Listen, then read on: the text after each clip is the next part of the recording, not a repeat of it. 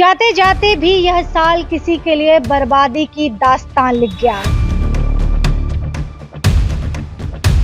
रिश्तों के नाम पर एक बार नहीं कई बार इनके बीच में शारीरिक संबंध बना। जब बर्बादी की बात होती है तो बर्बादी सिर्फ किसी न किसी लड़के के हिस्से में ही आती है। उसने अच्छे बुरे कर्म जो भी किए हैं उसका भुगतान अब संदीप को करना पड़ेगा। साल की सबसे बड़ी sale biggest bumper discount sale start हो गई है, जिसमें आपको मिलेगी 3 कॉटन या फैंसी गुड, वो भी मात्र 1000 रुपए में। हजारों लेटेस्ट डिजाइन में अप टू 50+20% तक का डिस्काउंट। तो देर किस बात की, आज ही शॉपिंग करें। Kurtis 199, planet mall opposite north city, सेवक रोड, सिलीगुड़ी। 7001321194। जाते जाते भी यह साल किसी के लिए बर्बादी की दास्तान लिख गया। नमस्कार, मेरा नाम मनु कृष्णा है। मेरे सहयोगी चंदन सूत्रधर इस वक्त कैमरे पे मौजूद हैं, थाना में मौजूद हैं। इससे आप अंदाजा लगा सकते हैं कि किसी न किसी की किस्मत कुछ अच्छी नहीं चल रही है। मैं बात कर रही हूँ संदीप रॉय की, और संदीप रॉय के बारे में जानकारी जो सामने निकल कर आ रही है, इन पे आरोप इनकी ही प्रेमिका के द्वारा लगाया गया है।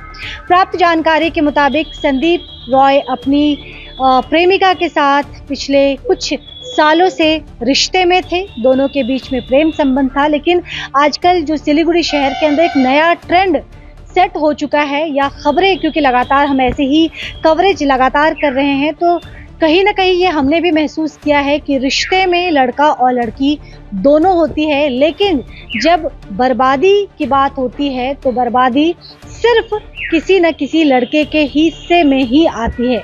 पुलिस कोर्ट कचहरी के चक्कर लड़कों को ही लगाना पड़ रहा है। हालांकि इस केस के बारे की क्या है, बारीकी क्या है, सत्यता की पुष्टि क्या है, सत्यता की पुष्टि कैसे होगी, ये तो इन्वेस्टिगेशन के बाद पता चलेगा। लेकिन स्क्रीन पे दिखने वाले संदीप रॉय की प्रेमिका ने इन पे संगीन, गंभीर और बड़े आरोप लगाए हैं। इनकी प्रेमिका के मुताबिक ये पिछले कुछ सालों से रिश्ते में थे, और रिश्तों के नाम पर एक बार नहीं कई बार इनके बीच में शारीरिक संबंध बना। इनका दावा है, इनकी प्रेमिका का दावा है कि संदीप इनसे शादी करने वाले थे, लेकिन बाद में प्रेमिका को पता चलता है कि संदीप तो पहले से ही शादीशुदा है, और इसीलिए अब शिकायत दर्ज कराई गई है भक्तिनगर थाना में। हालांकि शिकायत दर्ज कराने के तुरंत बाद कुछ ही घंटों के अंतराल में संदीप की गिरफ्तारी इनके इलाके से, लेकटाउन के रहने वाले बताए जा रहे हैं, उनके लेकटाउन घर से इन्हें पुलिस ने धर दबोचा, इनकी गिरफ्तारी हो चुकी है। लेकिन मैं आपको दोबारा बता दूं कि ये जो युवती, जो इनकी प्रेमिका है, प्राप्त जानकारी के मुताबिक ऐसा नहीं है कि ये एडुकेटेड नहीं है या माइनर है। ये किसी रेपुटेड बैंक में, प्राप्त जानकारी के मुताबिक जो प्रशासनिक अधिकारियों से जानकारी मिली है उसके मुताबिक रेपुटेड बैंक में ये अच्छे पद पर नौकरी कर रही है। उम्र भी इनकी लगभग 26-27 साल के आसपास बताई जा रही है।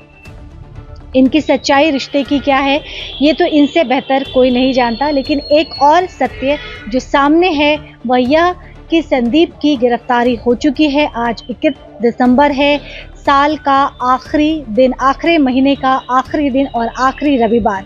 लोग उम्मीद लगाए बैठे हैं कि आने वाला 2024 का साल सबके लिए खुशियां लाएगा, कुछ ना कुछ अच्छी सौगात लाएगा, और हम भी यही कामना करते हैं। लेकिन अगर बात संदीप की करें तो संदीप के केस में ऐसा नज़र नहीं आ रहा है, क्योंकि इनकी गिरफ्तारी हो चुकी है, और प्राप्त जानकारी के मुताबिक इनकी जो प्रेमिका ने इन पे रेप के आरोप लगाए हैं। तो अब देखते हैं कि संदीप का आने वाला साल 2024 का साल किन किन कठिनाइयों से गुजरने वाला है। लेकिन ऐसे मामले में सिर्फ एक व्यक्ति की जिंदगी खराब नहीं होती है, बल्कि पूरा परिवार कहते हैं गेहूं के साथ घून भी पिस जाता है तो पूरे परिवार को काफी सफर होना पड़ता है, क्योंकि घर का अगर एक सदस्य किसी संकट में है, किसी मुसीबत में है, तो परिवार के लोग को भी कहाँ चैन पड़ता है।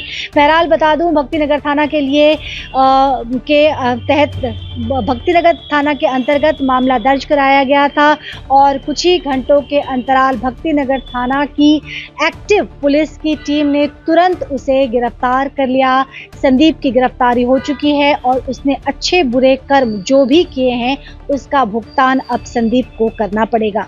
ख्याल रखिएगा, जल्द आपसे दोबारा जुड़ूंगी। देखते रहिए द न्यूज़ बॉक्स।